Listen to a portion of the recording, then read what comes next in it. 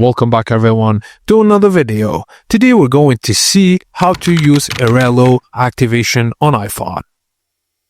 Firstly, open the App Store on your iPhone, then search Airalo and download the app. Open the app and sign up or log in if you already have an account. Now in Airalo app, browse the available eSIMs for the country you want to use and select a plan based on data amount and validity. Tap Buy eSIM and complete the payment. Just tap Buy eSIM to complete the payment, and after purchase, tap Install eSIM in the app. You will get a QR code for the eSIM or direct your iOS profile installation link.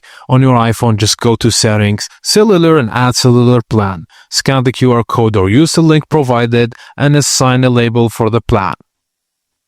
Set your preferred data plan under cellular data if necessary. And after installation, just toggle the plan to turn it on. Make sure data roaming is enabled. If you are traveling abroad, go to Settings, Cellular data options, then data roaming on. And test by opening a web page or using app to confirm connectivity. And that's it guys, as simple as that. Thank you for watching, and please don't forget to like and subscribe for more tips and tricks like this.